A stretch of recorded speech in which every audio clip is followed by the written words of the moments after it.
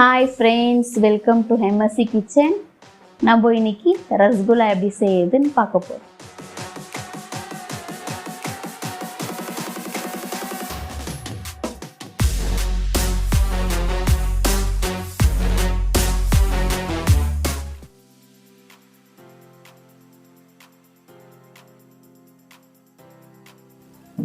Stove பற்ற வச்சுக்குவோம்.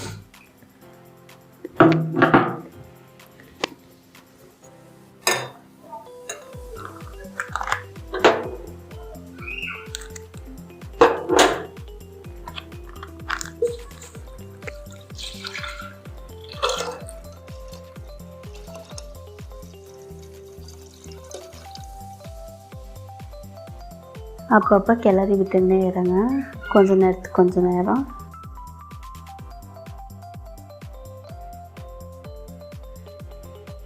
கிளறி விட்டுக்கினே கொஞ்சமாக லெமன் ஜூஸ் சேருங்க.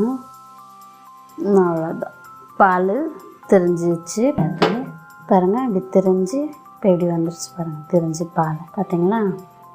இது ஸ்டெய்னர் பண்ணிக்குவோம். நம்ம ஸ்டெய்னர் பண்ணுறது வச்சுட்டு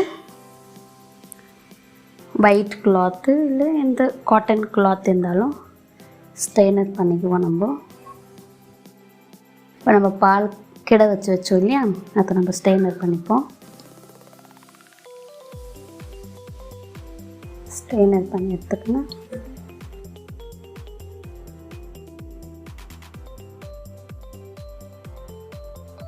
நார்மல் தண்ணி ஊற்றி சூடாக இருக்கும்ல சிம்லி, இதில் அந்த புளிப்பு இதெல்லாம் போயிடும். அந்த லெமன் க்ளீன் தண்ணியில் கழுவிக்கின்னு இப்போ ஸ்டெய்னர் பண்ணிடுவோம். நம்ம டைட்டாக சுற்றி கட்டி வச்சிடுவோம்.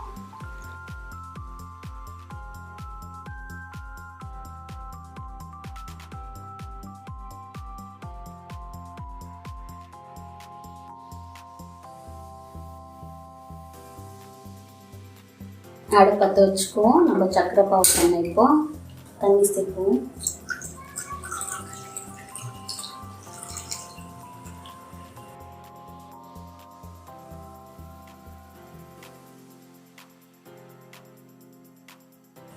ஒரு லிட்டர் தண்ணிக்கு 1/2 கப் சர்க்கரை,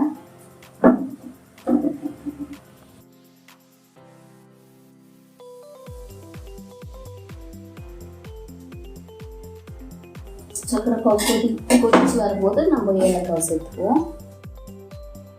அடிக்கடி கிளறி விட்டுக்கோங்க, சக்கரை கரைஞ்சிடும்.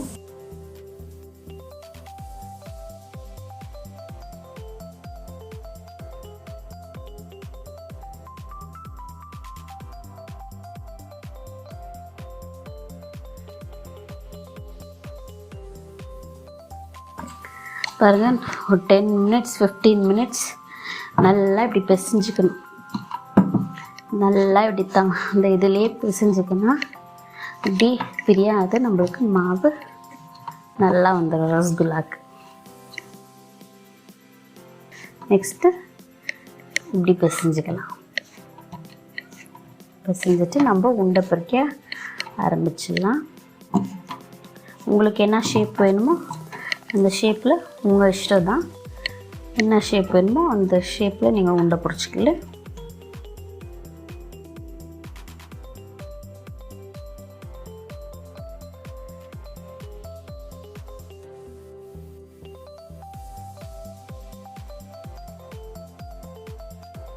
இப்போ சக்கரை பாவு கொதிக்கும் போது 2 ஏலக்காய் சும்மா ஃப்ளேவருக்கோசரம் நம்ம பிச்சு போட்டுக்கணும் போதும்.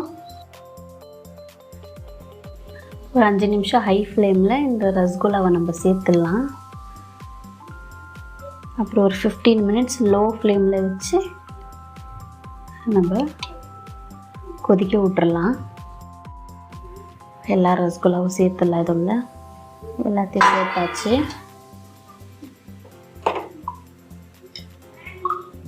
இப்போ இது மூடி போட்டு ஒரு 5 மினிட்ஸ் நல்லா கொதிக்க விட்டுட்டு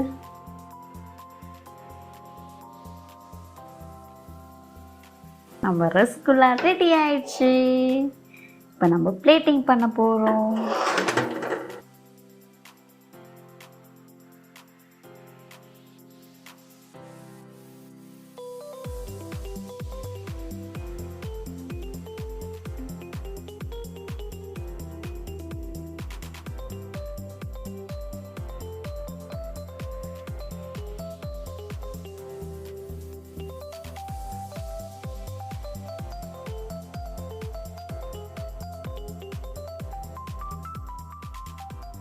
ஹோம்மேட் ரசகுல்லா எப்படி பண்ணுறதுன்னு பார்த்தோம்.